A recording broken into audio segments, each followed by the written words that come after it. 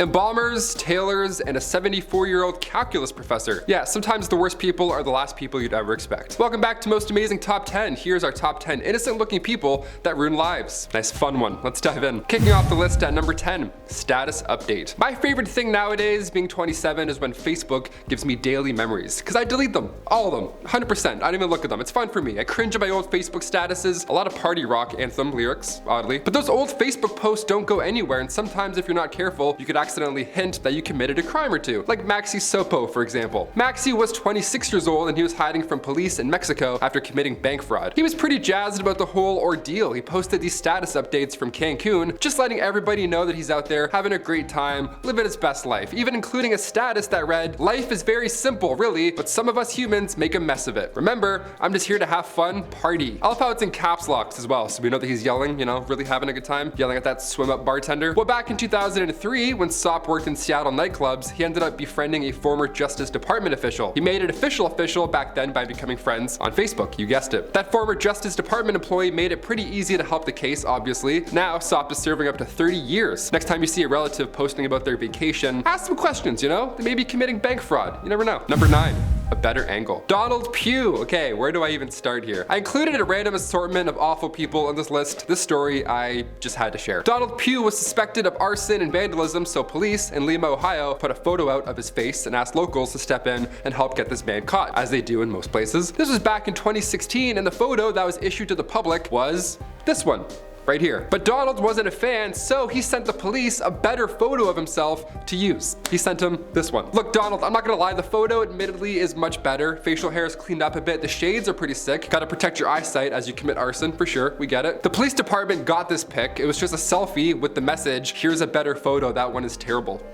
So the balls in this guy. Shocker, he was caught. What? Isn't that weird? I know. How? It didn't take long for Donald to be found. Lima police even reached out and said, thanks to the power of social media and tips called into authorities, we have learned that Donald Chip Pugh has been arrested by the Escambia County Sheriff's Office in Florida. Florida, eh? Coulda guessed, didn't even have to include it, but somehow you knew. Thank you to Escambia County and to those who provided information and continue to support law and order. Yep, they're talking about you, Donald. Keep getting those angles, keep helping out. Just really making it easy for us. Number 8, Unlucky Logan. If you haven't seen the movie Catch Me If You Can, I recommend it. It's a great time. DiCaprio and Hanks arguably at the top of their game. Fine film cinematic adventures. I don't know what I'm saying. Young Leo stars as conman Frank Abagnale Jr., who posed as a doctor, a lawyer, a pilot. He evaded the FBI for a long time, hence the title. Now in real life, back in 2015, Logan James, who was just 19 years old at the time, tried pulling a young Leo. James had breached his license conditions after being released from prison on February 6, 2015, so now he was getting called back to prison. That's what happens when you don't do things right. Gwent police took to Facebook, again, Facebook, classic, to ask locals to help out, but one user in the comment section started getting a lot of upvotes pretty quickly. Why, it was Logan James himself, on his own Facebook, commenting on the Gwent police status. Haha, catch me if you can, won't see me slipping. Over 40 likes, of course, right off the bat. If I saw that, I'd probably be like, give it a click. He even added, I've been walking around near home, so they're not trying too hard to catch me. James was caught hours later, and the police thanked the public for doing their part. And also, Logan, thank you. We couldn't have done it without you. Haha, catch me if you, BRB, POS. Parent over shoulder? No, it's police, what? Number 7, Irina Kristy. Any fans of Breaking Bad here? Well, I sure hope so. It's an amazing show, and this next one might ring a bell or two. Irina Kristy was a 74-year-old calculus professor from Boston, and back in 2012, she was accused of running the same type of lab that Walter White was running. Try not to say too many keywords here, but that same type of lab. You get it? Some hard illegal narcotics at use here. She didn't do it alone either. She had her own little Jesse Pinkman. This time it wasn't a past student. Her sidekick was actually her 29-year-old son, Grigory. Her son Grigory was her sidekick. What? Gotta keep it in the family, I guess. This is pretty insane. Can we get this show on Netflix? I'd like to audition as Grigory, please. Reports from the Boston Globe detailed that a squad had to go into their Somerville home and they removed multiple hazardous material boxes. Multiple hazardous material boxes. Just what you want to find. They were officially charged with distribution of conspiracy to violate drug law and drug violation in a school zone. Number 6, Adrian Kline. Our trust level is starting to devolve as this list goes on, and that's fair, more than fair, as it should. I'm trying to teach you guys, you know? But now we can't trust funeral homes. Apparently, even if you die, people still try and do you dirty. Back in 2011, Aspen Mortuaries had a contract in Bolber named Adrian Kline. It all started when a local pawn shop delivered a tip to police saying that Kline was making exchanges that were a little suspicious, to say the least. Was it jewelry? Loved ones like to be buried with their stuff. That's not a surprise. Was Adrian stealing watches? Was he stealing rings? Or was he stealing teeth? Was Adrian stealing gold teeth? Yep. Awful list, awful people. Between May and November of 2011, Kline had been selling dental gold to over 17 different pawn shops. That's a lot of teeth. I feel sick. Let's move on. Number 5, Craigslist. We've seen enough movies and documentaries by now, maybe we've even watched enough YouTube videos to know when something's suspicious, right? Anne Marie Lynn Scott took to Craigslist in hopes to find help for some general freelance work. General freelance work. You know, just show up, maybe you'll get paid. This work in mind was to take her lover's wife out.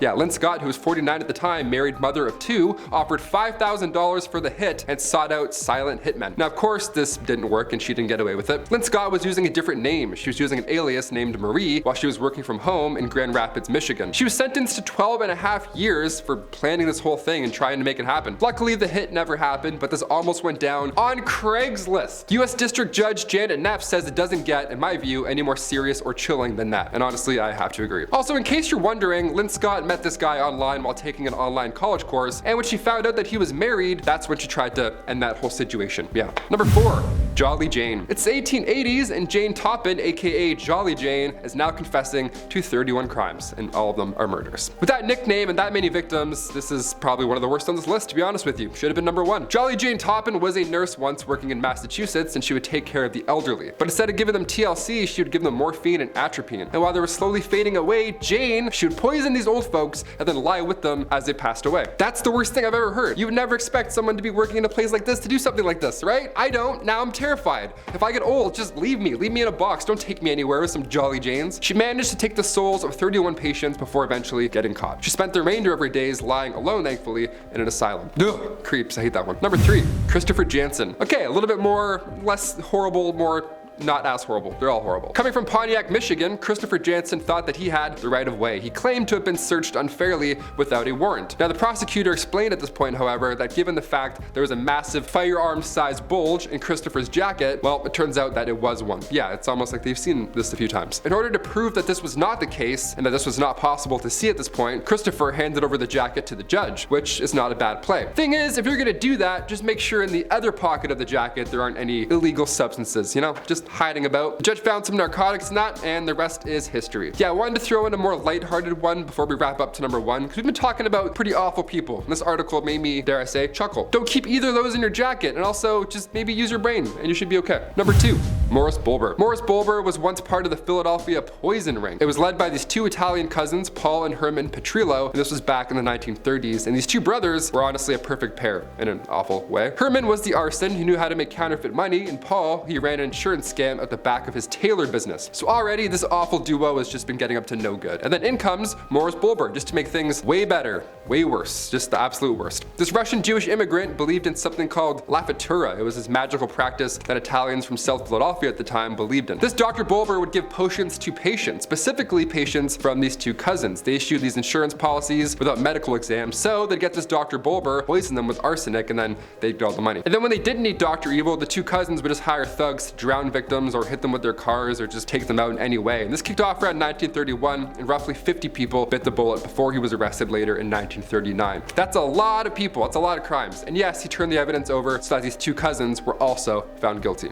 And they both were sentenced to death. We can't trust tailors now, are you kidding? Tailors, insurance scams. I'm pretty close to living by myself in the woods. I don't trust anybody after this list. And finally, coming in at number 1, Martin Shkreli, aka the Pharma Bro. Have you heard of the Pharma Bro? Have you heard of this bro? This bro is the absolute worst. He was once the CEO of Turing Pharmaceuticals. Back in 2020, Martin had to pay back $64.6 million in profits right after he raised the price of a life-saving drug, Daraprim. See, in 2015, Turing Pharmaceuticals got exclusive rights to this drug. The drug itself, by the way, is pretty helpful. It treats a parasitic disease that more often than not hits AIDS patients, cancer patients, or pregnant women. Like, of all those things, really, dude? Yeah, and then in comes Pharma Bro to raise some money and just be the worst. He raised the price from $13.50 US to $750. During the 2016 presidential campaign, Donald Trump referred to him as a spoiled brat. Imagine Donald Trump calling you a spoiled brat. What a line. Martin was sentenced to 7 years in federal prison and $7.4 million in fines. And in case you're wondering, no, Martin will never return to any pharmaceutical company ever. Guys, those are the top 10 innocent looking people who ruin lives. If you want a part 2, we can do plenty of them. There's a lot of awful people out there. I've been your host, Taylor McWaters. Keep not being awful, and we'll see you next time on Most Amazing Top 10. Peace.